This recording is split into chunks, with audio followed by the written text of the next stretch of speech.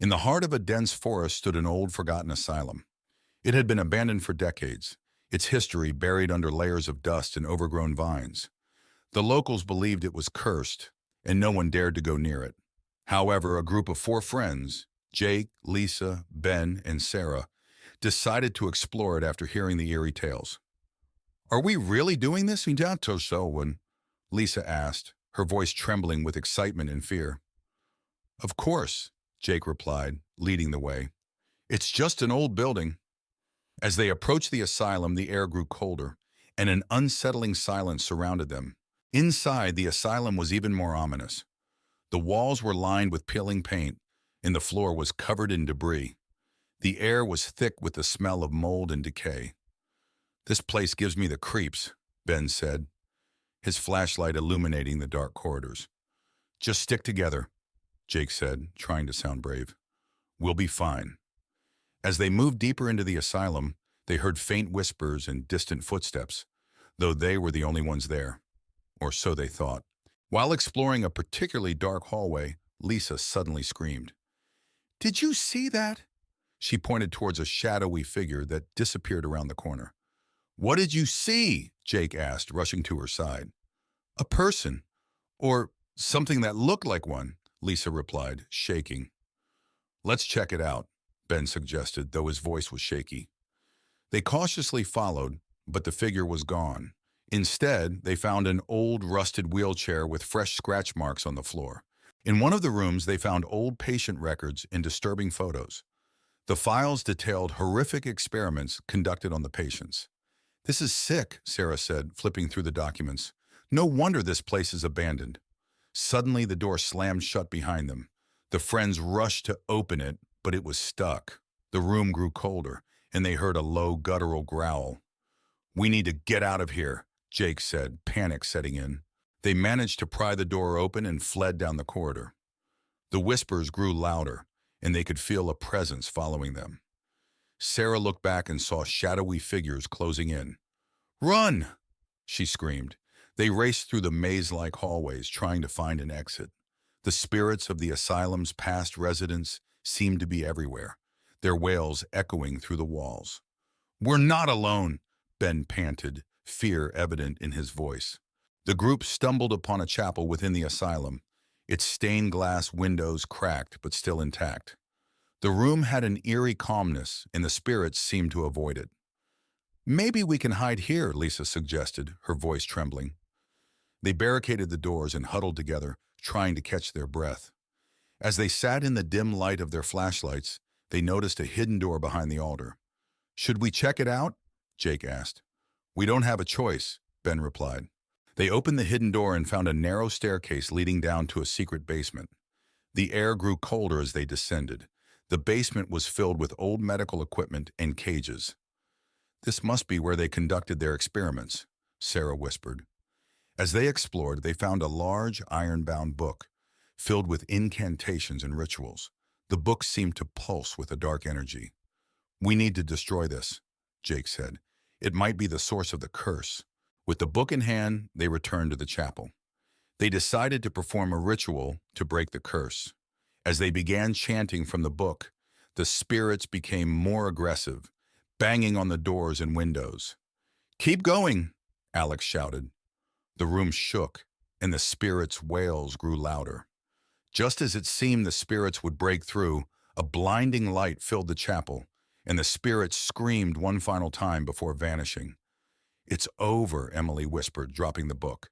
The spirits gone, the friends made their way out of the asylum. The building seemed less menacing now, the air lighter. "We made it," Lisa said, relief evident in her voice. As they reached the forest edge, they turned back to see the asylum one last time. It stood silently, as if the horrors within had finally been laid to rest. "We should go," Ben said, "and never speak of this place again." Back in town, life slowly returned to normal. The friends promised each other to never speak of the asylum again. However, the memories of that night lingered. A few weeks later, Sarah received a package. Inside was another iron-bound book, similar to the one they had destroyed. Attached was a note, "For your collection." Her heart raced as she realized the curse might not be broken after all. Lucy and her husband, Mark, move into an old Victorian-style house they bought at a bargain price. The house is large and filled with antique furniture. As they unpack, Lucy finds a covered portrait in the attic. She pulls off the cloth, revealing a beautiful woman with haunting eyes.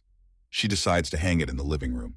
That night, Lucy wakes up to strange noises, soft whispers and the sound of footsteps. She dismisses it as the house settling.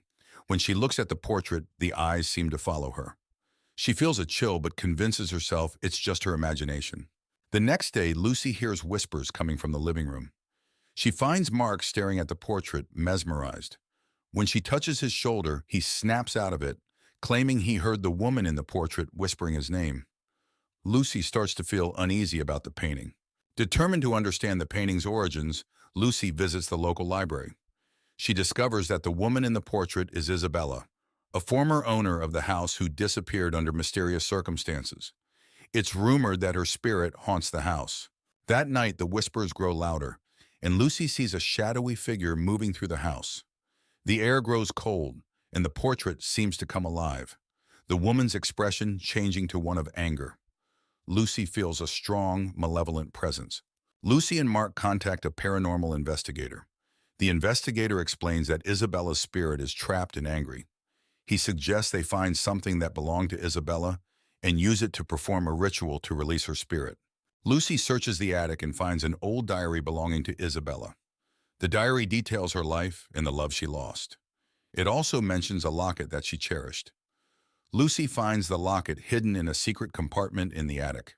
Lucy and Mark, guided by the paranormal investigator, perform the ritual using the locket. As they chant, the house shakes, and Isabella's ghostly figure appears. She looks sad, but grateful. She reaches out, touches the locket, and then fades away. The air becomes warm and peaceful. With Isabella's spirit at rest, the house feels lighter and more welcoming. The whispers and footsteps stop. Lucy and Mark decide to stay and cherish the history of the house. They hang the locket in a special place to remember Isabella. Months later, Lucy and Mark enjoy their peaceful home. They often think about Isabella and the extraordinary events that brought them closer together. The house is no longer haunted, but the memories of the past live on in a peaceful way. Ravenwood Manor, a looming Gothic structure, dominates the landscape with its ominous presence. The setting sun bathes its darkened facade in a blood-red glow, as if warning all who dare approach of the secrets it holds within. The entrance to Ravenwood Manor is marked by ornate iron gates, their twisted designs speaking of a forgotten era. Vines snake their way around the cold metal, as if nature itself is reclaiming the estate from the hands of man. Within the sprawling grounds of Ravenwood Manor, darkness reigns supreme. Overgrown hedges and wilted flowers lend an air of neglect to the once grand estate. Moonlight struggles to penetrate the thick canopy of trees, casting eerie shadows upon the unkempt landscape.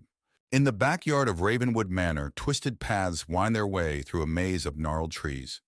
At the center stands an ancient well, its stone walls covered in moss and mystery, beckoning those brave enough to uncover its secrets. Adjacent to Ravenwood Manor lies an overgrown cemetery, its weathered tombstones peeking through the tangled undergrowth like silent sentinels of the past. Wisps of fog cling to the ground, adding to the eerie atmosphere of the forgotten burial ground.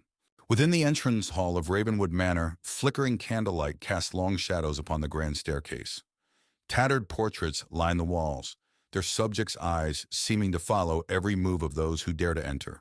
In the dining room of Ravenwood Manor, a long table is set for an abandoned feast, its once luxurious settings now covered in dust and cobwebs. The chandelier above hangs low, its light obscured by the thick layer of neglect that pervades the room. Within the library of Ravenwood Manor, dusty shelves stretch as far as the eye can see, laden with forgotten tomes and ancient manuscripts. Moonlight filters through stained glass windows, casting colorful patterns upon the worn carpet that bears the weight of centuries of knowledge. In the bedroom of Ravenwood Manor, the once grand canopy bed now sags under the weight of time, its tattered curtains billowing in the wind like ghosts of the past. Moonlight filters through cracked windows, casting eerie shadows upon the peeling wallpaper, as if the very walls themselves are haunted by the memories of those who once slept within. As dawn breaks, the front steps of Ravenwood Manor are bathed in the soft light of. It was a dark, stormy night. Four friends, Tom, Lisa, Mark, and Anna, stood outside an old abandoned manor on the outskirts of town. They had heard stories about the place being haunted and decided to explore it for themselves. With a mix of excitement and fear, they pushed open the heavy, creaking door and stepped inside. The interior was dark and dusty, with cobwebs hanging from the ceiling. The air was thick and musty. They walked into what seemed to be the living room. An old chandelier hung from the ceiling, and a grand piano sat in one corner, its keys covered in dust. Suddenly, the piano played a single haunting note, and the friends froze in fear. Deciding to explore further, they moved into the library. Shelves filled with old, decaying books lined the walls. Lisa picked up a book, and as she opened it, a cold breeze blew through the room and the candles flickered. They found a door leading to the basement. Hesitant but curious, they decided to go down. The stairs creaked with every step, and the air grew colder as they descended. The basement was dark and damp. In the basement, they discovered old furniture and strange markings on the walls. Suddenly, they heard whispering voices all around them. Mark shined his flashlight towards a corner, revealing a ghostly figure standing there, watching them. Panicked, they ran back up the stairs. The house seemed to come alive, with doors slamming and windows rattling. They finally burst out of the front door, breathing heavily and vowing never to return. Back at their homes, they gathered together, still shaken by the experience. They knew they had encountered something truly supernatural and agreed to never speak of it again. On the outskirts of town lies a dense forest, shrouded in mystery and fear. Four friends, Alex, Sarah, Mark, and Jessica, venture into the woods, despite warnings of its haunted past. As they step into the darkness, eerie whispers seem to echo through the trees. Deep within the woods, they stumble upon an abandoned cabin, its windows boarded up and doors creaking in the wind. Against their better judgment, they enter, drawn by an inexplicable force. Inside, the air is heavy with the weight of forgotten secrets. Within the cabin, they find decaying furniture and cobwebs clinging to every corner. Strange symbols are etched into the walls, and the floorboards creak underfoot. Suddenly, they hear a faint whisper, chilling them to the bone. As they explore further, a sense of unease washes over them. Shadows dance in the corners of their vision, and the temperature drops.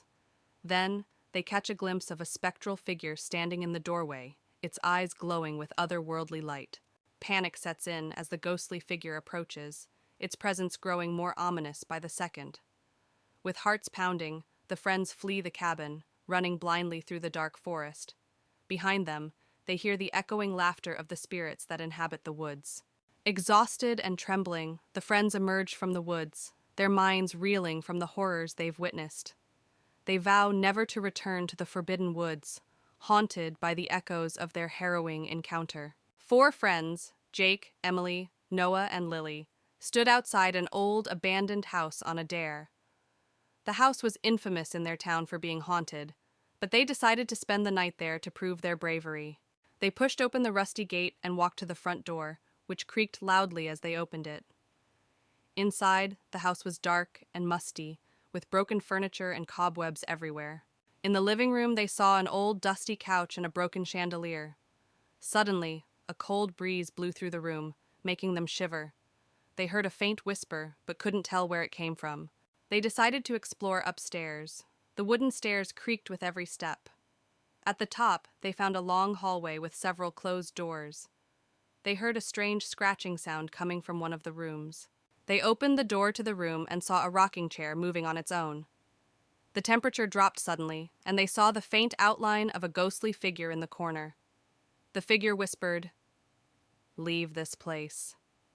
Panicking, they ran downstairs and found a door leading to the basement. Despite their fear, they decided to investigate.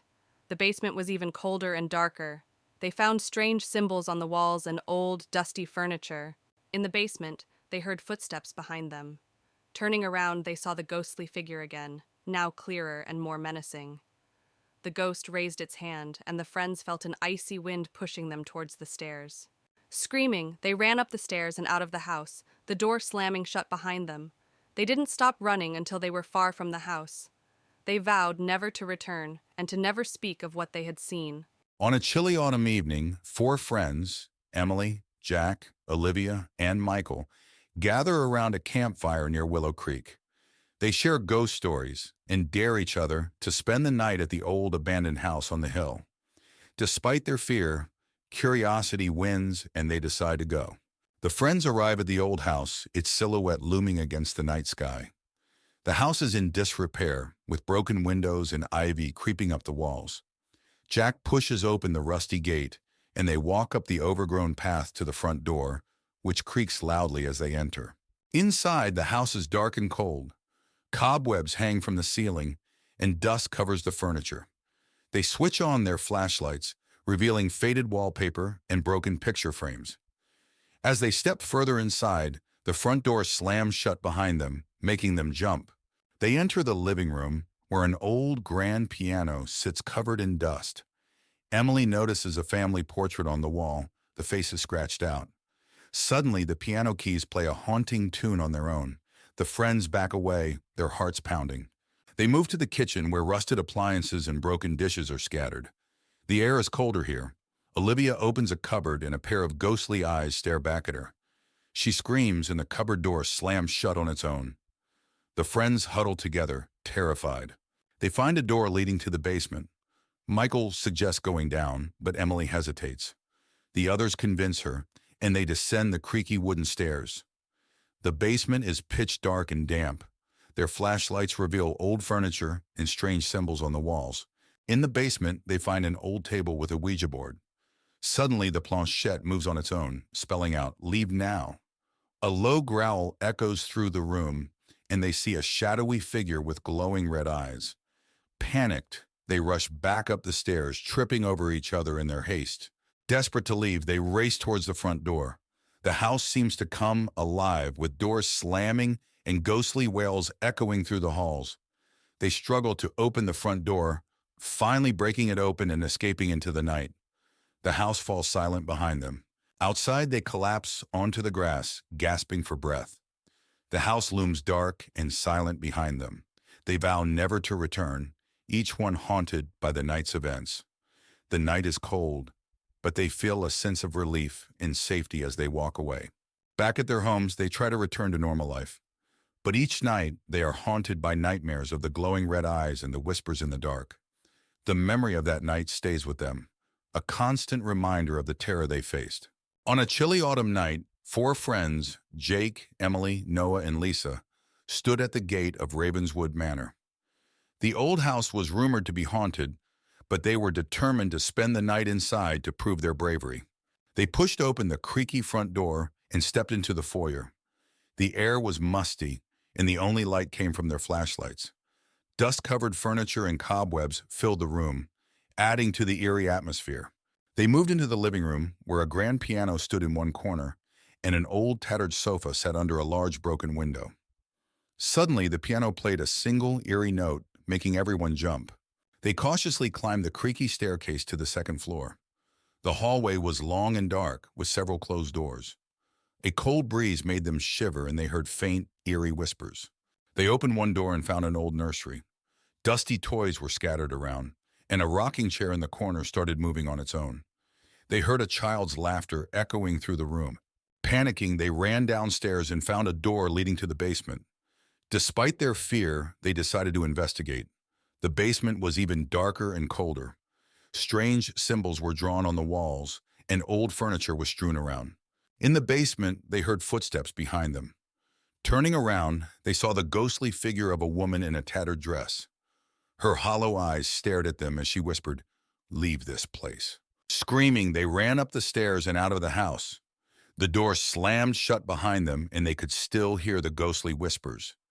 They vowed never to return to Ravenswood Manor. Back at home, the friends sat together, still shaken by their experience. They knew they had encountered something truly terrifying and agreed never to speak of it again.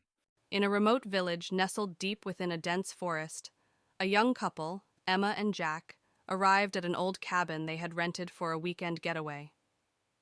As they approached the cabin, the trees seemed to close in around them, casting long shadows that danced in the fading light. Despite the eerie atmosphere, Emma and Jack were excited for their adventure. Inside the cabin, the air was musty, and the furniture showed signs of age and neglect. Despite its rustic charm, there was an unsettling aura that permeated the space. Emma tried to shake off the feeling of unease, but Jack couldn't help but notice the strange symbols etched into the walls. As night fell, Emma and Jack decided to take a walk through the surrounding woods. The forest seemed to come alive with strange whispers that echoed through the trees, sending shivers down their spines. Despite their growing unease, they pressed on, drawn deeper into the darkness by an unseen force. As they ventured deeper into the woods, Emma and Jack began to see strange shadows flitting among the trees. The shapes seemed to twist and contort, taking on sinister forms that sent chills down their spines. Jack suggested they turn back, but Emma's curiosity got the better of her, and they pressed on. As they walked, the trees seemed to close in around them, their branches reaching out like grasping fingers. Emma's heart raced as she felt a growing sense of dread settle over her. Jack tried to reassure her, but even he couldn't shake the feeling that they were being watched. Suddenly they stumbled upon a clearing, and before them stood a group of ghostly figures. Their pale faces were twisted in agony, and their eyes seemed to bore into Emma and Jack's souls. Frozen with fear, they watched as the apparitions floated closer, their whispers growing louder with each passing moment. With a cry, Emma and Jack turned and ran, their hearts pounding in their chests as they fled through the forest. The ghostly figures pursued them with relentless determination, their whispers echoing in their ears. Desperate for escape, they pushed themselves to their limits, praying for a way out of the nightmare. Finally, they burst out of the woods and into the clearing where the cabin stood. Gasping for breath, they collapsed on the ground, their bodies trembling with exhaustion and fear. As the first light of dawn broke through the trees, they knew they had escaped the forest's clutches, but the memory of their terrifying ordeal would haunt them forever. Emma, a writer in her early 30s, inherits an old manor named Blackwood Manor from her late grandmother. Hoping to find inspiration for her next novel, she moves into the house. As she steps inside, the house feels cold and unwelcoming. Dust covers the furniture, and the air is thick with the scent of old wood and decay. She feels a strange sense of foreboding, but brushes it off as nerves. On her first night, Emma struggles to sleep. The house is filled with strange noises. The creaking of floorboards, the whisper of the wind through cracks in the windows, and distant, indistinct whispers. She hears what sounds like footsteps outside her bedroom door, but when she checks, no one is there. She returns to bed, uneasy and sleep-deprived. The next day, while exploring the house, Emma finds a locked door in the basement. Curious, she searches the house and eventually finds an old rusty key hidden in a drawer. She uses the key to unlock the door and discovers a small room with old, forgotten belongings, including a dusty mirror covered with a cloth. Emma removes the cloth from the mirror and, to her shock, sees the reflection of a young woman standing behind her. When she turns around, no one is there. The mirror begins to show disturbing images of past events in the house, including a girl being trapped and crying for help. Emma feels a chill run down her spine. Determined to find out more, Emma searches the house and finds an old diary hidden behind a loose brick in the fireplace. The diary belonged to her grandmother and details a tragic story of a girl named Isabella who lived in the house and mysteriously disappeared. Emma realizes the ghost she saw is Isabella, trapped in the mirror. Emma decides to perform a seance to communicate with Isabella's spirit. She sets up candles and chants words from the diary. The room grows cold, and Isabella's ghost appears, revealing that she was trapped by a dark ritual performed by Emma's grandmother. Isabella begs Emma to free her. Following Isabella's instructions, Emma gathers the items needed to break the ritual: a locket, a piece of Isabella's clothing, and a special incantation. As she performs the ritual, the house shakes violently, and a dark, malevolent spirit tries to stop her. Emma persists, chanting the incantation louder and louder. The dark spirit attacks, but Emma continues the ritual, calling out to Isabella for strength. A bright light fills the room, and the dark spirit screams before dissipating into nothingness. Isabella's spirit smiles gratefully at Emma before ascending into the light, finally freed. With the haunting over, the house feels lighter and more welcoming. Emma finishes her novel, inspired by Isabella's story. She decides to keep Blackwood Manor and transform it into a place of peace and creativity. Sitting on the porch, She feels a deep connection to the house and its history, ready for a new beginning. In a small town nestled among the hills, an old abandoned mill stood tall, its dark silhouette looming against the twilight sky. For years, the townsfolk had whispered tales of strange occurrences within its decaying walls. Tonight, a group of curious teenagers dared each other to explore its depths, unaware of the horrors that awaited them. Among the group was Sarah, a brave soul who accepted the dare without hesitation. Her friends, Alex, Jake, and Emily, exchanged nervous glances but followed her lead. Armed with only flashlights and nervous laughter, they ventured into the mill, their footsteps echoing in the silence. Inside, the air was thick with dust, and the floorboards creaked beneath their feet. Shadows danced on the walls, and strange symbols adorned the crumbling brickwork. The group pressed on, drawn deeper into the labyrinthine corridors by an unseen force. As they explored, they began to hear whispers, a faint, ghostly sound that seemed to emanate from the very walls themselves. Sarah's heart raced as she urged her friends to keep moving, but the whispers grew louder, echoing through the halls like a sinister chorus. Suddenly, a figure materialized before them, a ghostly apparition with hollow eyes and a tattered gown. Sarah gasped, frozen in terror as the ghost reached out with spectral hands. With a scream, she bolted, her friends close behind, but the ghost pursued them with relentless determination. They raced through the corridors, their hearts pounding in their chests as the ghost closed in. Sarah could feel its icy breath on her neck, its chilling touch sending shivers down her spine. With every turn, they prayed for an exit, but the mill seemed to stretch on endlessly, trapping them in its clutches. Just when all hope seemed lost, they stumbled upon a door, a faint glimmer of moonlight shining through the cracks. With a burst of adrenaline, they pushed through, stumbling out into the night air. Behind them, the mill collapsed in a cloud of dust, the ghost's haunting cries fading into the distance. As they collapsed in exhaustion, Sarah couldn't shake the feeling that the ghost still lingered, watching them from the shadows. She vowed never to return to the mill, but she knew its haunting presence would stay with her forever, a chilling reminder of the dangers that lurked in the darkness. In the heart of the small town of Ravenswood, a young historian named Emily discovered an ancient, dusty manuscript in the basement of the local library. The manuscript, bound in dark leather, was covered in strange symbols and appeared to be centuries old. Emily's curiosity got the better of her, and she decided to take it home for further study. As she left the library, the old librarian, Mr. Finch, watched her with a worried expression.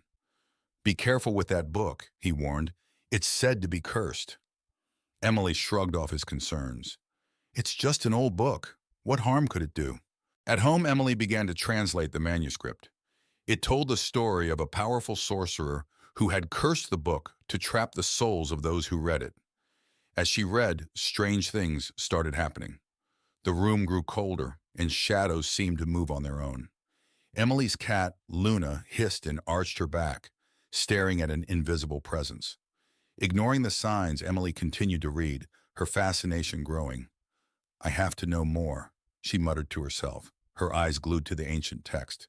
Late that night, Emily was awakened by a cold breeze and the feeling of being watched. She looked around her dark bedroom and saw a shadowy figure standing at the foot of her bed.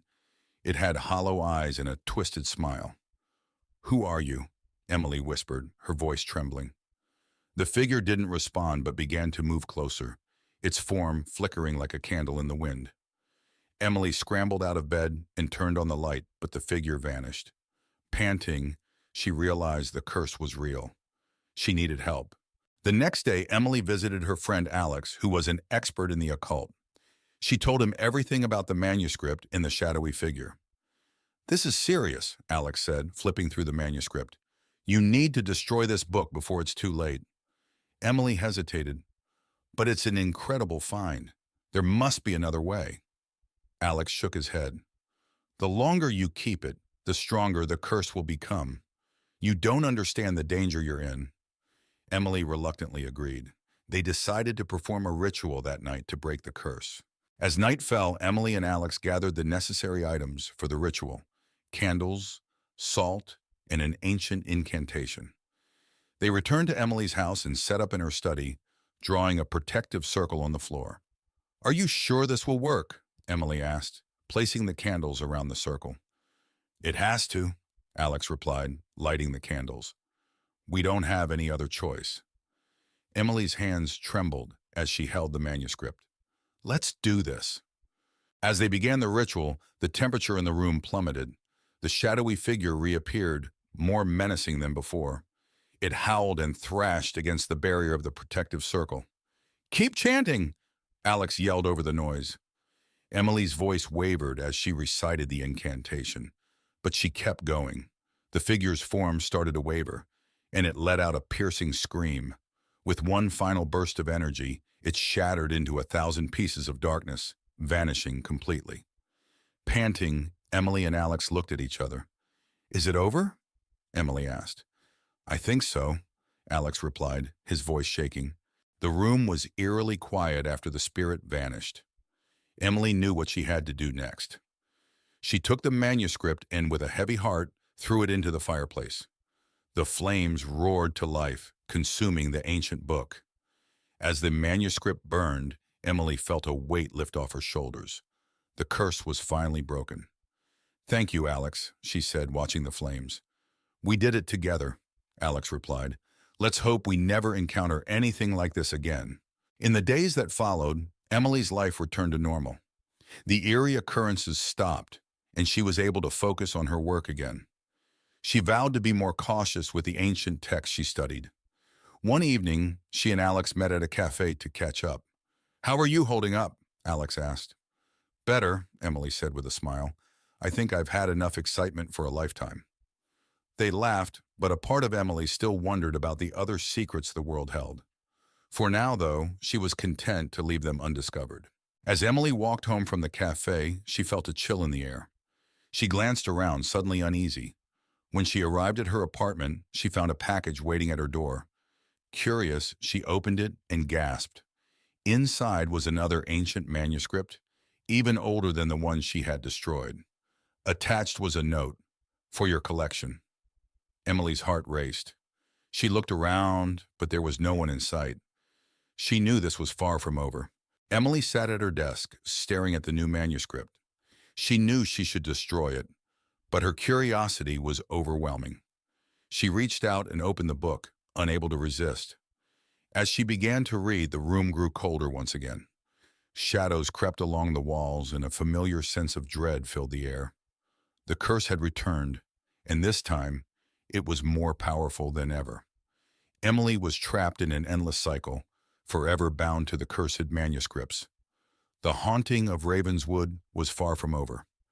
In a remote corner of the countryside stands an imposing, abandoned mansion, its windows shattered and ivy creeping up the walls. A group of friends, Emma, Jack, Lily, and Max, dare each other to spend the night inside. As they approach, the moon casts eerie shadows on the decrepit facade. With trepidation, the friends push open the creaking front door and step into the mansion's foyer. The air inside is thick with dust, and the sound of their footsteps echoes through the empty halls. As they explore further, they feel an oppressive weight pressing down on them. Inside the mansion, they encounter rooms filled with decaying furniture and faded wallpaper. Strange symbols are etched into the walls, and the temperature drops noticeably as they explore deeper. A sense of unease settles over the group as they realize they are not alone. As they delve further into the mansion, they begin to hear faint whispers that seem to emanate from the very walls themselves. The whispers grow louder and more insistent, filling the air with an eerie chorus that sends shivers down their spines. Suddenly, a ghostly apparition materializes before them, a spectral figure with hollow eyes and tattered clothing. Its ethereal form glides towards them, its movements hauntingly graceful. Frozen with fear, they realize they are in the presence of something not of this world. With a collective scream, the friends turn and flee from the mansion, their hearts pounding with terror. They race through the dark halls, their breath ragged and their footsteps echoing off the walls. Behind them, the ghostly figure follows, its unearthly wails echoing in their ears. Exhausted and trembling, the friends emerge from the mansion, their minds reeling from the horrors they've witnessed. They vow never to speak of their night in the haunted mansion again, haunted by the shadows that lurk within its walls. Jonathan, a middle-aged man with a strained relationship with his family, receives a letter informing him of an inheritance from his late uncle. The inheritance includes a remote mansion in the countryside. Curious and financially strained, Jonathan decides to visit the mansion with his wife, Laura, and their teenage daughter, Megan. Laura looks worried. "Are you sure about this? We don't even know much about your uncle." Jonathan nods. "We need a fresh start, and maybe this place can offer that." Megan, always the adventurous one, says excitedly, "It'll be like an adventure." The family arrives at the mansion late in the afternoon. The mansion stands tall and imposing, surrounded by a dense forest. The air is thick with the scent of decay, and the atmosphere is eerily quiet. Megan shivers. This place feels off. Jonathan, trying to be positive, says, "It's just old. Let's see what's inside." Laura clutches Megan's hand. "Stay close, honey." Inside, the mansion is filled with dust and cobwebs. The furniture is covered with white sheets, and the air is musty. As they explore, Megan finds an old, ornate mirror in one of the rooms. The mirror's surface is strangely clean compared to the rest of the house. "Look at this mirror," Megan calls out. Laura touches the frame. "It's beautiful, but out of place here." Jonathan frowns. "Why is it so clean?" That night, the family tries to settle in. Jonathan and Laura fall asleep quickly, but Megan struggles. Around midnight, she hears faint whispers and feels a cold breeze. The mirror in her room begins to fog up, revealing words written from the inside. "Help us," it reads. Terrified, Megan runs to her parents' room. "Mom, Dad, there's something in the mirror." Jonathan, groggy, tries to comfort her. "It's just your imagination, Megan. Go back to sleep." The next day, the family visits the local library to learn more about the mansion. They discover that it was owned by Jonathan's uncle, who was a reclusive and eccentric man interested in the occult. Laura reads from an old newspaper. Local recluse found dead under mysterious circumstances. Mansion believed to be haunted. Jonathan sighs. "This explains a lot. We need to be careful." Megan, still shaken, adds, "What if the spirits are still here?" Back at the mansion, Jonathan discovers a hidden door in the basement. Inside, they find an old study filled with books on the occult, strange artifacts, and a large, locked chest. Laura examines a book. "He was really into dark stuff. This can't be good." Jonathan tries to open the chest, but fails. "We need to find the key. There might be answers inside." Megan points to a strange symbol on the wall. "I've seen this symbol before, in my room." That night, the hauntings escalate. Objects move on their own, and ghostly apparitions appear. Megan is dragged out of bed by an unseen force, and Laura sees a shadowy figure standing at the end of the hallway watching them. "We have to leave now," Laura screams, but the doors are locked and won't open. Jonathan grabs an old book from the study. This book has instructions to banish the spirits. We need to perform the ritual. Desperate, the family gathers in the basement to perform the ritual. They light candles and arrange the symbols in a circle. Jonathan reads the incantation aloud, while Laura and Megan hold hands, trembling. As the ritual progresses, the house shakes, and the spirits grow more agitated. A blinding light fills the room, and the spirits are drawn into the circle, screaming. "Keep going, Jonathan!" Laura yells over the noise. With a final shout, Jonathan completes the incantation and the spirits vanish. The house falls silent. The next morning, the mansion feels different. The oppressive atmosphere is gone, and sunlight streams through the windows. The family packs up their belongings, relieved that the ordeal is over. "We should tell someone about this place," Laura says, looking back at the mansion. Jonathan nods. "Let's make sure no one else has to go through this." They drive away, leaving the mansion behind. Back home, life seems to return to normal. But one night, Megan finds the old mirror in her room, even though they left it at the mansion.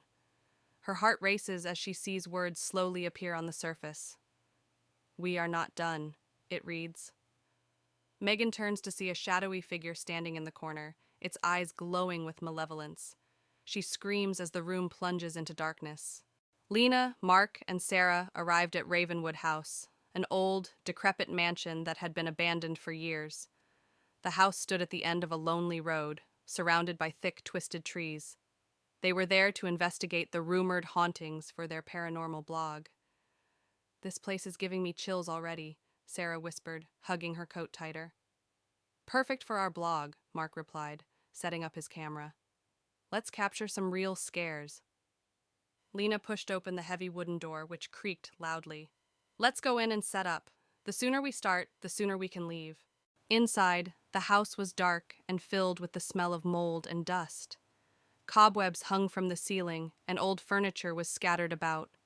As they explored, they found old portraits on the walls, books with yellowed pages, and broken trinkets. "Look at this," Mark said, picking up a dusty photograph of a family. "They must have lived here a long time ago." Lena shivered. "It feels like they're still watching us." Sarah glanced nervously at the dark corners. "Let's just get the footage and get out of here." Lena found an old leather-bound journal on a table covered in dust. She opened it carefully and started reading aloud. The journal belonged to the house's previous owner, detailing strange occurrences and sightings of a ghostly figure. "Listen to this," Lena said, her voice trembling. "The owner saw a woman in white every night standing by the window." Sarah hugged herself. "That's creepy. What happened to them?" Lena turned the pages. "It just stops. No explanation." Mark filmed Lena reading. "This is exactly what we need. Keep going." As they continued exploring, the temperature in the room suddenly dropped. They saw a figure in a white dress standing at the end of the hallway. The figure's face was obscured by shadows, but they could feel its eyes on them. "Do you see that?" Mark whispered, his camera shaking. "Yes," Sarah replied, her voice barely audible. "Let's get out of here." The figure started moving towards them. They ran, slamming a door behind them. "We have to leave," Sarah insisted, her eyes wide with fear. "Not yet," Lena said, determined. "We need to find out what's really happening here."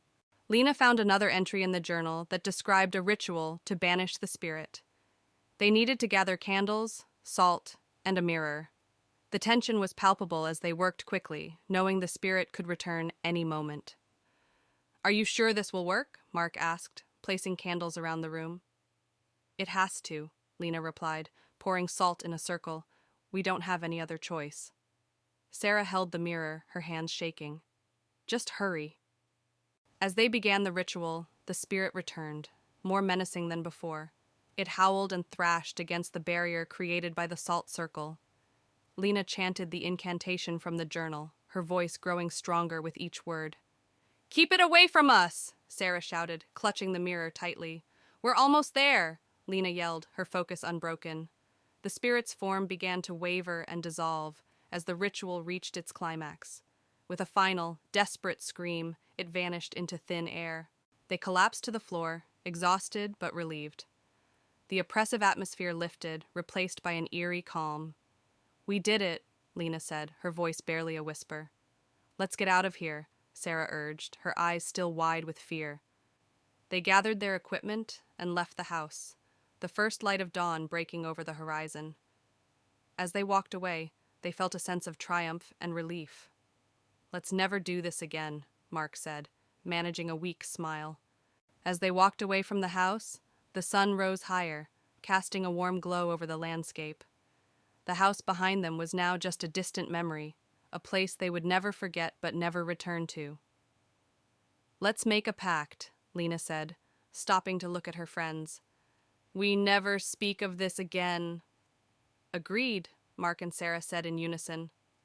They walked on, leaving the haunted Ravenwood house behind, grateful to have survived their night of terror. In the heart of a small rural town sits Willow Lake, shrouded in mist and surrounded by dense woods. The lake's surface reflects the moonlight, casting an eerie glow across the water. Nearby, an old abandoned cabin stands hidden among the trees, its windows boarded up and its walls covered in ivy. A group of adventurous teenagers, Tom, Sarah, Emma, and Alex, gather at the edge of Willow Lake, exchanging nervous glances. They've heard rumors of strange occurrences at the abandoned cabin and decide to spend the night there as a dare. With a mix of excitement and apprehension, they approach the cabin. The group reaches the cabin and cautiously pushes open the creaky door. Inside, the air is musty, and dust dances in the beams of their flashlights. Cobwebs adorn the corners, and the floorboards creak under their weight as they step further into the darkness. As they explore deeper into the cabin, they encounter decaying furniture and peeling wallpaper. Strange symbols are etched into the walls, and the temperature drops noticeably. A sense of unease settles over the group as they realize they are not alone in the cabin. Suddenly, a chilling wind sweeps through the cabin, extinguishing their flashlights. In the darkness, they hear whispers and footsteps, echoing from all directions. Panic sets in as a ghostly figure materializes before them, its eyes glowing with malevolent intent. With terror driving them, the teenagers flee from the cabin, their screams echoing through the woods. They stumble blindly through the darkness, their hearts pounding in their chests. Behind them, the ghostly figure watches with a sinister grin, knowing it has claimed yet another victim. Eventually, the teenagers emerge from the woods, their bodies trembling with exhaustion and fear. They vow never to return to Willow Lake or the haunted cabin again, haunted by the memory of their terrifying encounter. But unknown to them, the ghostly figure still lurks in the shadows, waiting for its next victims. On a foggy night, 4 friends, Jack, Mia, Ethan, and Sophie, arrived at Blackwood Manor. The old abandoned mansion was said to be cursed. They had come to investigate the legend. They pushed it open the heavy front door, which creaked loudly. Inside, the air was cold and stale. Dust covered every surface and cobwebs hung in the corners. The living room was filled with old furniture covered in white sheets. An antique chandelier hung from the ceiling, and a grand piano stood in the corner. Suddenly, the piano played a single, eerie note, causing everyone to jump. They moved to the library, where shelves of dusty books lined the walls. Jack picked up an old book, and as he opened it, a cold breeze swept through the room, making the candles flicker. They entered a long hallway filled with old portraits. The eyes of the portraits seemed to follow them as they walked. Mia shivered, feeling a chill run down her spine. At the end of the hallway, they found a door leading to the basement. Despite their fear, they decided to go down. The wooden stairs creaked under their weight, and the air grew colder with each step. The basement was cold and damp. Strange symbols were drawn on the walls. In the corner, they saw a ghostly figure of a woman in a tattered dress. She reached out to them, and they felt an icy chill. Terrified, they ran up the stairs and out of the house. The door slammed shut behind them, and they could still hear the ghostly whispers. They vowed never to return. Back at their homes, the friends sat together, still shaken by their experience. They knew they had encountered something truly terrifying and decided never to speak of it again. In a remote corner of the countryside lies an abandoned mansion, its once grand facade now crumbling with neglect. 4 adventurous friends, Emma, Jack, Lily, and Max, embark on a dare to spend the night inside. As they approach, the moon casts eerie shadows on the broken windows. With trepidation, they push open the rusty gates and step into the mansion's courtyard. The air is heavy with the scent of decay, and the sound of their footsteps echoes off the crumbling walls. As they enter the main entrance, a chill runs down their spines. Inside, they find themselves in a maze of decrepit hallways and abandoned rooms. Dust hangs in the air, and the silence is suffocating. Strange symbols are etched into the walls, and the floorboards creak ominously beneath their feet as they explore deeper into the mansion's depths. As they enter a long abandoned ward, they begin to hear faint whispers that seem to echo through the halls. The whispers grow louder and more insistent, filling the air with an otherworldly chorus that sends shivers down their spines. Suddenly, they come face to face with a ghostly apparition, a spectral figure with hollow eyes and tattered clothing. Its ethereal form glides towards them, its movements hauntingly graceful. Frozen with fear, they realize they are in the presence of something not of this world. With a collective scream, the friends turn and flee from the mansion, their hearts pounding with terror. They race through the dark hallways, their breath ragged and their footsteps echoing off the walls. Behind them, the ghostly whispers follow, urging them to return to the darkness. Exhausted and trembling, the friends emerge from the mansion, their minds reeling from the horrors they've witnessed. They vow never to speak of their night in the abandoned mansion again, haunted by the echoes of the forgotten souls that linger within its walls. On a cold, windy night, 4 friends, John, Sarah, Mike, and Emily, arrive at an old abandoned house at the edge of town. They are curious about the rumors that the house is haunted and decide to explore. They push open the creaky front door and step inside. The air is cold and musty, the wooden floorboards creak under their feet, and they use their flashlights to see. In the living room, they find an old tattered couch and a dusty coffee table. On the wall, there is a large cracked mirror. Suddenly, they hear a whispering sound, but no one is there. They decide to explore upstairs. The staircase creaks loudly as they climb. The hallway is long and dark, with several closed doors. A cold breeze seems to come from nowhere, making them shiver. They open one of the doors and find a room with old children's toys scattered on the floor. The air is even colder here. Suddenly, a toy car moves on its own, and they hear a child's laughter. Frightened, they rush downstairs and find a door leading to the basement. They open it and descend into the darkness. The basement is damp and cold, with a feeling of dread in the air. In the basement, they find an old trunk. When they open it, a ghostly figure of a woman appears, her face twisted in sadness. She reaches out towards them, and they feel an icy chill. Terrified, they run up the stairs and out of the house. The door slams shut behind them, and they can still hear the whispers and laughter. They vow never to return. Blackwood House stood isolated in the dense forest. Its windows were broken, and the walls were cracked. As dusk set in, the sky turned an eerie orange and purple, casting a sinister glow on the decaying structure. Inside the house, the foyer was dark and filled with dust and cobwebs. An old creaky staircase led up to the second floor, and a broken chandelier hung from the ceiling, its crystals missing or shattered. The living room was filled with tattered furniture and a cold fireplace. A broken window let in a sliver of moonlight, illuminating the peeling wallpaper and the thick layer of dust that covered everything. The kitchen was a mess of broken cabinets and rusty appliances. A large wooden table in the center was covered in dust and cobwebs, and an old broken stove stood in the corner, untouched for years. The dining room featured a long table with an old tattered tablecloth. The chairs were scattered and overturned, and a single dusty candle sat at the center of the table, unlit and forgotten. The hallway was long and dark, with old creaky floorboards and faded wallpaper. Closed doors lined the hallway, each marked with a different ominous symbol, hinting at the secrets hidden within. The bedroom was dusty and old, with a large canopy bed covered in cobwebs. The curtains were tattered, and moonlight streamed in through a cracked window, casting eerie shadows on the floor. The attic was filled with old, forgotten items covered in dust and cobwebs. A single small window let in a beam of moonlight, illuminating strange old toys scattered on the floor. The air was thick with the smell of mold and decay. The basement was dark and damp, with stone walls and a dirt floor. Old rusty chains hung from the ceiling, and the air was thick with the smell of mold and decay. The sense of dread was palpable, as if the walls themselves whispered secrets. As dawn broke, Blackwood House was bathed in a soft golden light. The forest around it remained dark, but the first rays of the sun illuminated the decaying structure. The night's terror faded, but the house's haunting presence remained, a testament to its cursed history.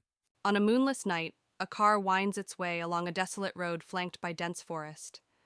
Inside the car are four friends, Sam, Emily, Alex, and Lily, on their way to a remote cabin for a weekend getaway. The headlights cut through the darkness, casting long shadows on the trees. Eventually, they arrive at the remote cabin, a rustic wooden structure nestled among the trees. The air is still, and the only sound is the distant hoot of an owl. As they unpack their belongings, a sense of isolation settles over them, amplifying the feeling of unease. As night falls, the friends decide to explore the surrounding forest, eager for adventure.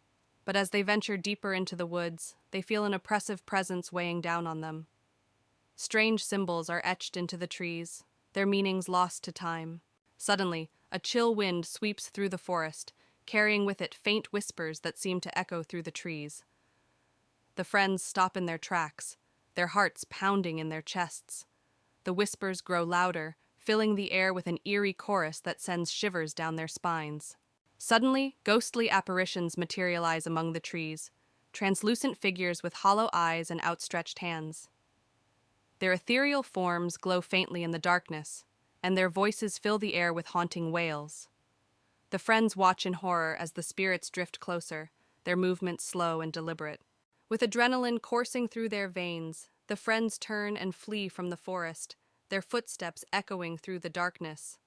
Branches claw at their clothes, and roots trip them up as they race back to the safety of the cabin. Behind them, the ghostly spirits follow, their unearthly wails growing fainter with each step.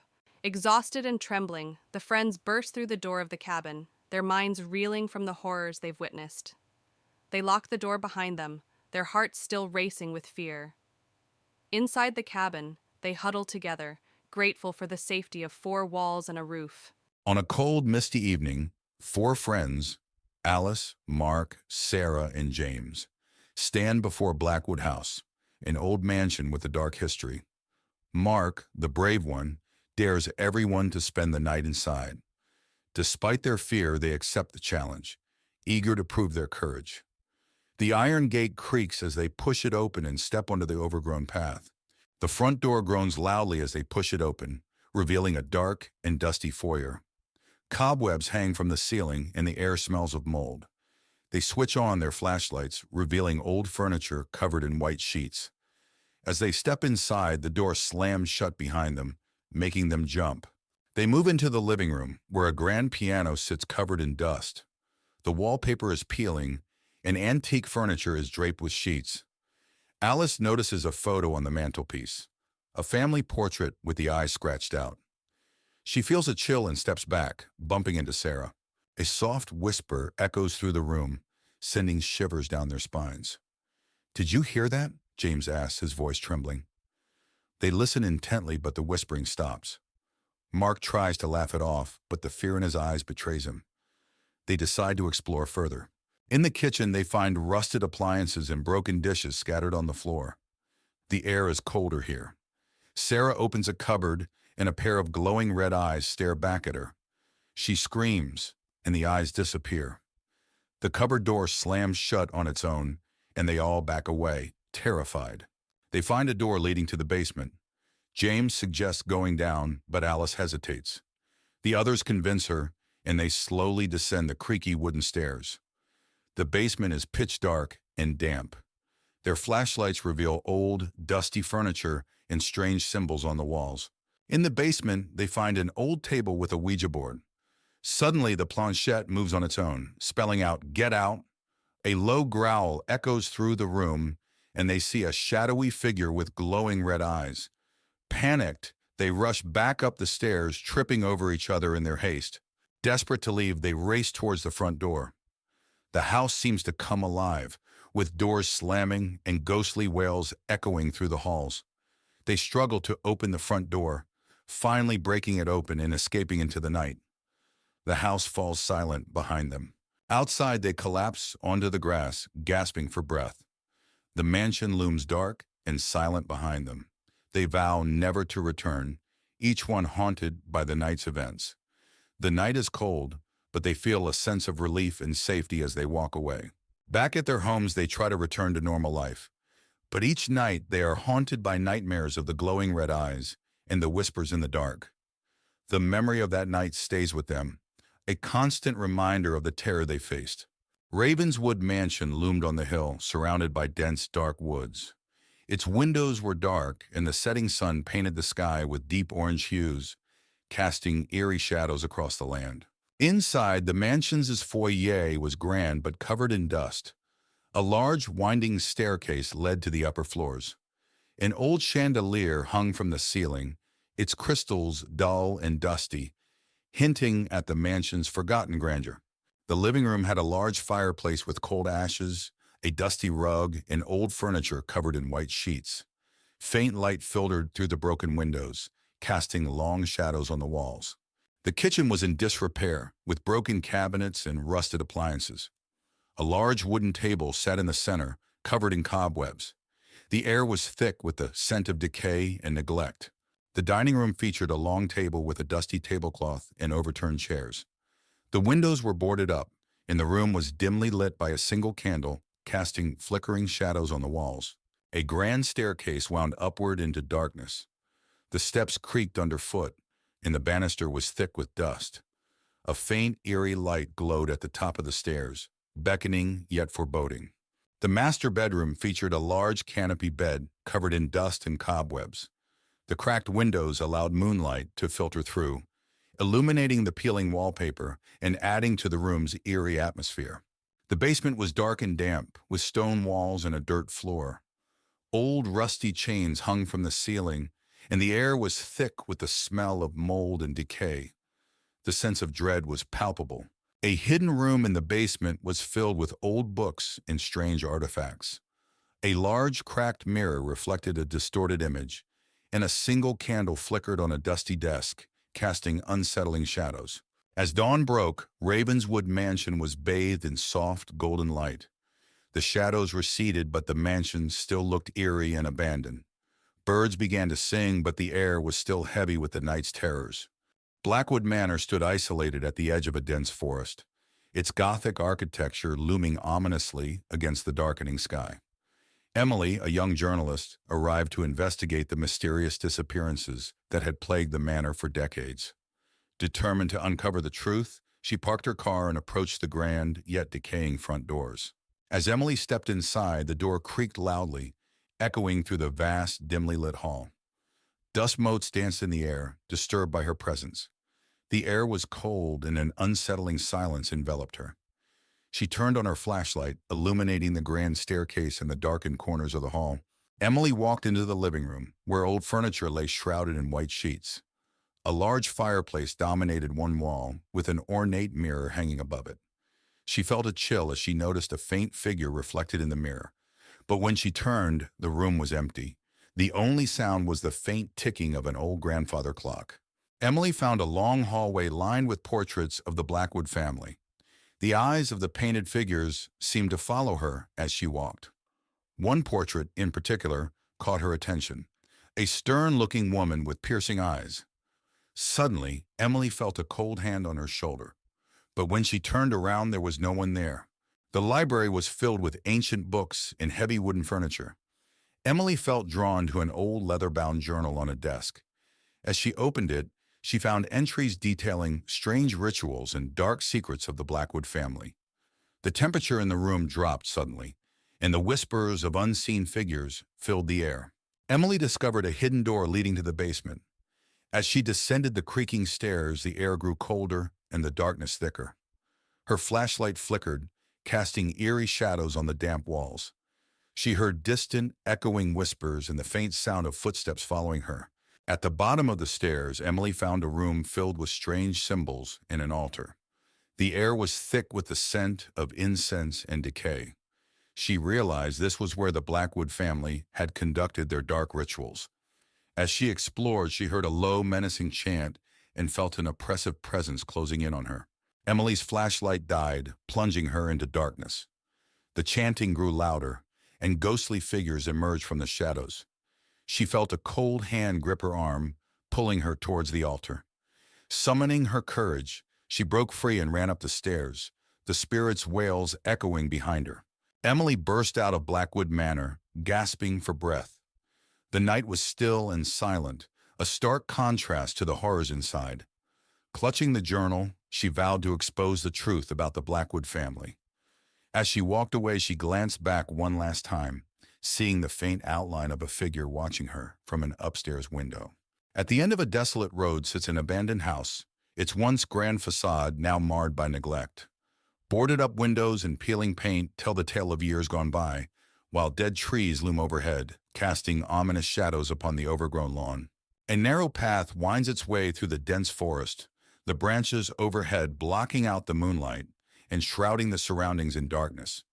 Roots protrude from the ground like gnarled fingers, creating trip hazards for any who dare to tread upon the shadowed path. In the heart of the forest lies a moonlit clearing, the soft light casting eerie shadows upon the ground. A sense of unease hangs heavy in the air, as if unseen eyes are watching from the darkness beyond. A derelict bridge spans a chasm, its rusted metal rails barely holding together against the ravages of time. The river below churns with a menacing intensity, its dark waters reflecting the moon's ghostly glow like a mirror into the abyss. Deep within the forest lies a forgotten cemetery, its tombstones weathered and worn with age. Wisps of mist cling to the ground, shrouding the graves in an otherworldly haze that seems to whisper secrets of the past. At the edge of the clearing stands an ancient well, its stone walls covered in moss and ivy that seem to writhe and twist in the moonlight. The darkness within seems to swallow all light, drawing the eye into its mysterious depths with an irresistible pull. Twisted trees loom overhead, their gnarled branches reaching out like grasping hands eager to ensnare the unwary. Shadows dance among the tangled foliage, casting strange shapes upon the forest floor and adding to the sense of foreboding that permeates the air.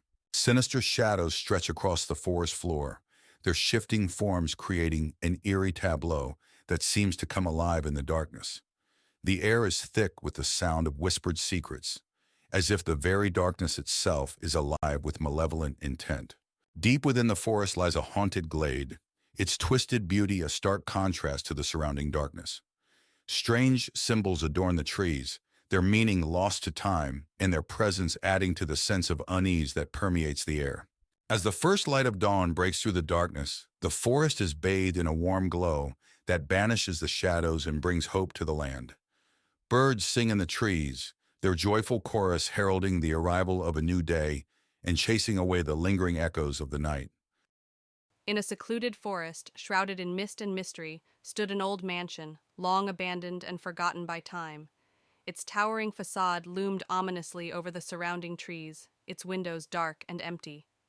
Despite the warnings of locals, a group of friends decided to explore the mansion, drawn by the allure of its haunted reputation. The group consisted of 4 friends, Alex, Sarah, Mike, and Emily. With a mix of excitement and trepidation, they approached the mansion, their footsteps echoing in the silence of the forest. Alex, the leader of the group, was determined to uncover the mansion's secrets, while Sarah and Emily exchanged nervous glances, and Mike tried to mask his fear with bravado. Inside the mansion, the air was heavy with dust and decay.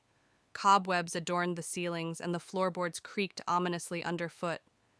As they explored the dimly lit halls, they couldn't shake the feeling of being watched, and strange whispers seemed to echo through the empty rooms. As they delved deeper into the mansion, the whispers grew louder, and the shadows seemed to twist and contort in the flickering light. Suddenly, they stumbled upon a room filled with strange artifacts and arcane symbols.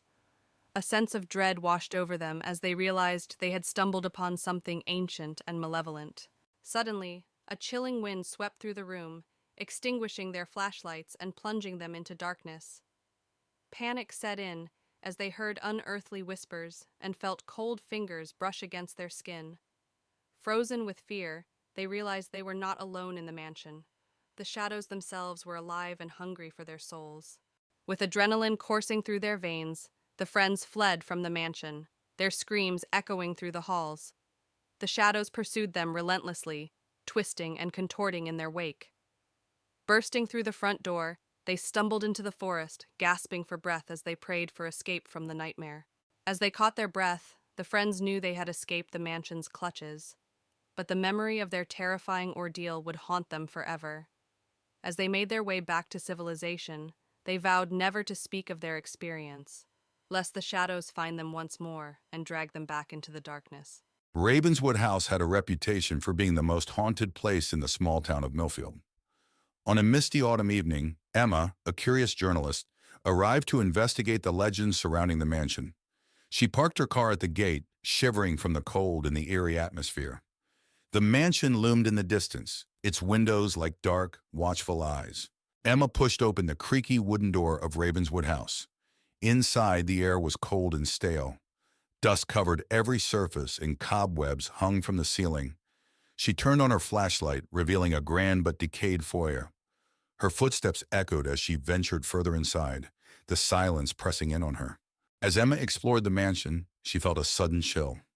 Turning a corner, she saw a shadowy figure at the end of the hallway.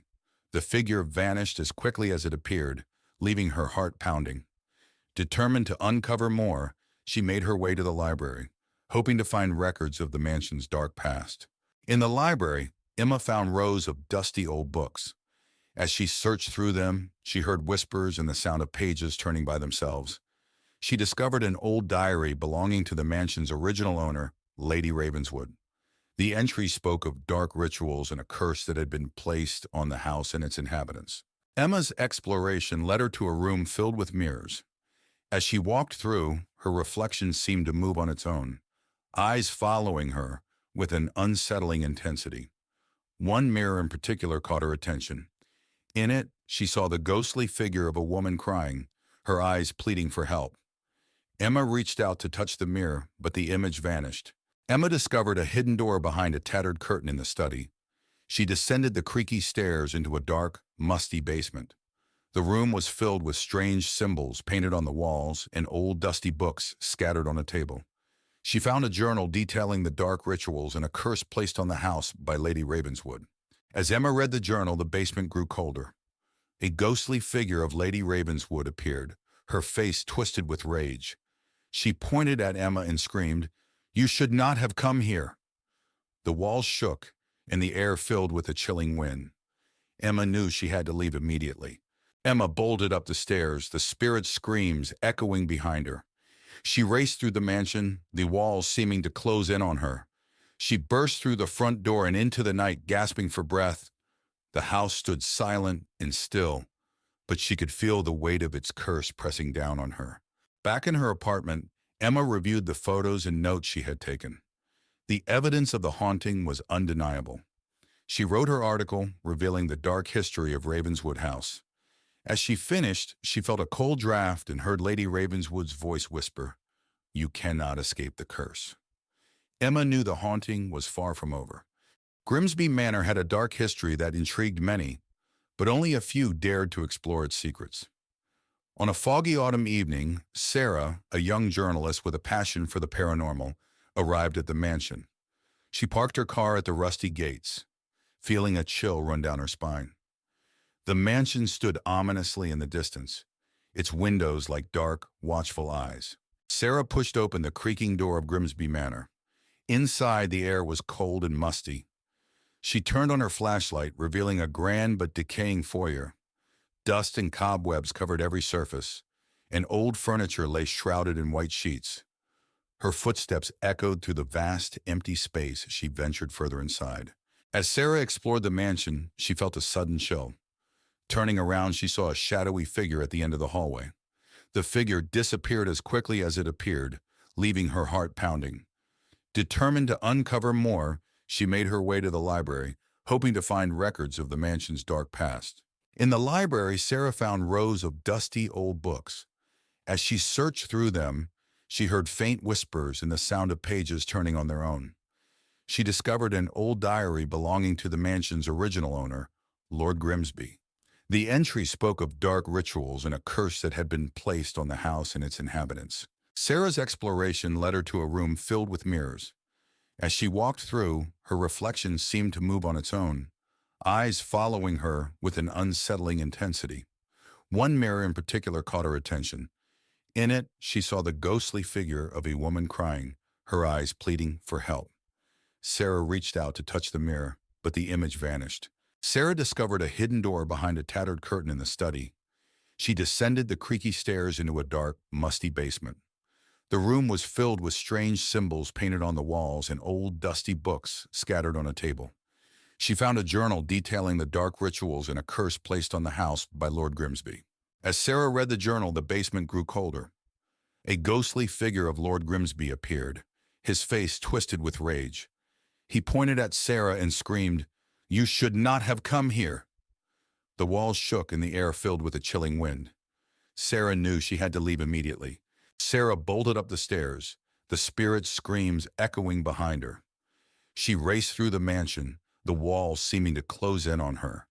She burst through the front door and into the night, gasping for breath. The house stood silent and still, but she could feel the weight of its curse pressing down on her. Back in her apartment, Sarah reviewed the photos and notes she had taken. The evidence of the haunting was undeniable. She wrote her article revealing the dark history of Grimsby Manor. As she finished, she felt a cold draft and heard Lord Grimsby's voice whisper, "You cannot escape the curse." Sarah knew the haunting was far from over. It was a gloomy autumn afternoon when Emma, Liam, and Sarah arrived at Hollow Hill. The old mansion, inherited by Emma from a distant relative, stood isolated atop a hill surrounded by thick leafless trees. The wind howled and the sky was an ominous gray. "This place is huge," Liam said, looking up at the towering structure.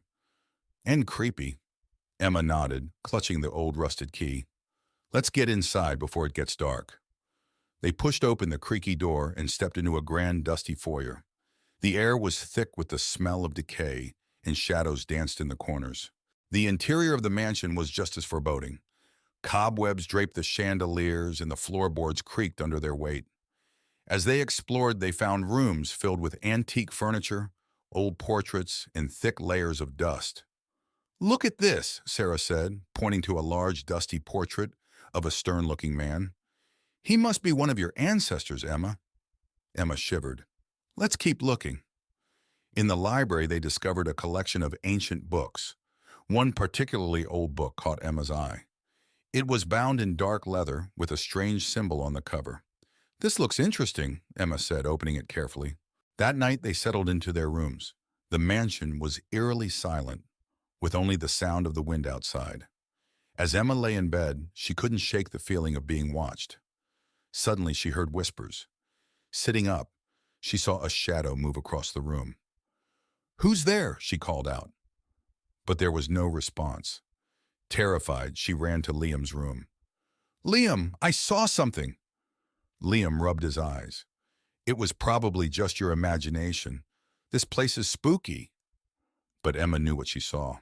Something was not right in Hollow Hill.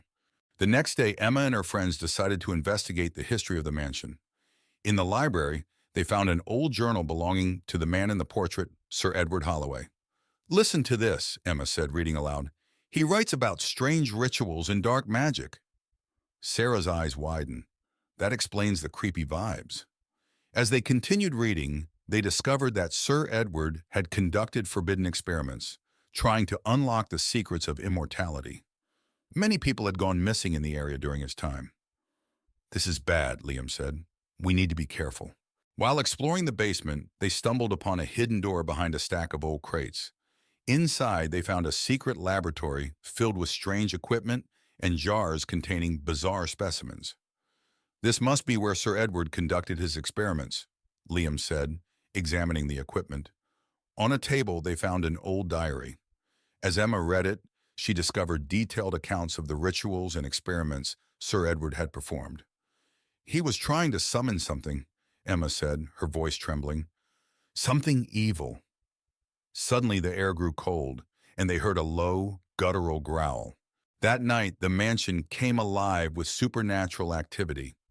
Doors slammed shut, lights flickered, and ghostly figures appeared in the hallways. Emma, Liam, and Sarah huddled together, terrified. "We need to get out of here," Sarah said, her voice shaking. But as they tried to leave, the front door wouldn't budge. It was as if the house itself was trapping them inside. "There's no way out," Liam said, panic in his voice. Emma remembered the book she found in the library. "There must be a way to stop this. We need to find the ritual to banish whatever he summoned." Back in the library, Emma frantically searched through the book for the banishment ritual. The ghostly figures grew more aggressive, knocking over furniture and whispering threats. "Here it is," Emma shouted, finding the ritual. As she began to recite the incantation, the room grew colder. A dark, shadowy figure appeared, towering over them. "You cannot banish me," the figure hissed. "This house is mine." Emma's voice wavered, but she continued the ritual. The shadow screamed in rage, its form flickering and destabilizing. "Keep going, Emma," Liam urged. The shadowy figure lunged at them, but a bright light emanated from the book, pushing it back. Emma continued the incantation, her voice gaining strength. "You will not win," the shadow roared, but it was growing weaker. With a final burst of energy, Emma completed the ritual. The shadow screamed one last time before disintegrating into a cloud of dark mist. The mansion shook violently, then fell silent. The oppressive atmosphere lifted, and the ghostly figures vanished. "We did it," Sarah said, tears of relief in her eyes. But Emma knew it wasn't over. The house had secrets yet to reveal. In the days that followed, the mansion remained quiet. Emma and her friends cleaned up and prepared to leave. But as they packed, they couldn't shake the feeling of being watched. "We should go," Liam said. "This place is too dangerous." Emma nodded. "Let's leave this nightmare behind." They locked the mansion and drove away, vowing never to return. But as they looked back, they saw a figure in the window watching them leave. "Did you see that?" Sarah whispered. "Just keep driving," Emma said, gripping the wheel tightly. "We're never coming back." Back in their hometown, life slowly returned to normal. But Emma couldn't forget what happened. One night she found the old book on her bedside table, even though she had left it at the mansion. Her heart raced as she opened it.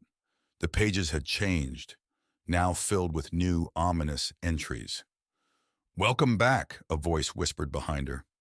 Emma spun around to see the shadowy figure from the mansion, its eyes glowing with malevolence.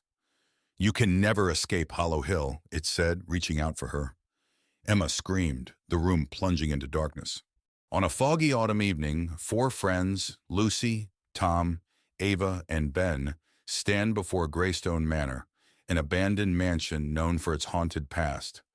Ben, always the thrill-seeker, dares the group to spend the night inside. With a mix of nervousness and excitement, they agree, pushing open the creaky iron gate and stepping onto the overgrown path leading to the mansion. The front door groans loudly as they push it open, revealing a dark, musty foyer. Cobwebs hang from the ceiling, and a thick layer of dust covers everything. The air smells of mold and decay. They switch on their flashlights, casting long shadows on the peeling wallpaper as they step inside, the door slamming shut behind them. They decide to explore and find themselves in a grand library, filled with old leather-bound books. A large, dusty chandelier hangs from the ceiling, and an ancient fireplace sits cold and empty. Lucy notices a book lying open on a table, its pages filled with strange symbols. As she touches it, the chandelier above them begins to sway. A sudden cold breeze blows through the room, extinguishing their flashlights. In the darkness, they hear faint whispers and the soft sound of footsteps. Panic sets in as they fumble to turn their flashlights back on, only to see a shadowy figure disappear into the next room. They follow the figure into the kitchen where old rusted appliances and broken dishes litter the floor. The air is colder here and the feeling of being watched intensifies. Ava opens a cupboard and a pair of ghostly eyes stare back at her. She screams and the cupboard door slams shut on its own. In the hallway, they find a door leading to the basement. Ben suggests going down, but Lucy hesitates. The others convince her, and they slowly descend the creaky wooden stairs. The basement is pitch dark and the air is damp and chilly. They feel an overwhelming sense of dread. In the basement, they find an old wooden table with strange markings. A low growl resonates through the room, and they see glowing red eyes staring at them from the far corner. Panic-stricken, they scramble back up the stairs as the growling grows louder. Desperate to leave, they race towards the front door. The house seems to come alive, with doors slamming and ghostly wails echoing through the halls. They struggle to open the front door, finally bursting out into the cold night air. The mansion falls silent behind them. Outside, they collapse into the grass, gasping for breath. The mansion looms dark and silent behind them. They vow never to return, each one haunted by the night's events. The night air is cold, but they feel a sense of relief and safety. Back at their homes, the friends try to return to normal life. But each night, they are haunted by nightmares of the ghostly eyes and the whispers in the dark. The memories of that night remain vivid, and they realize that some horrors can never be forgotten.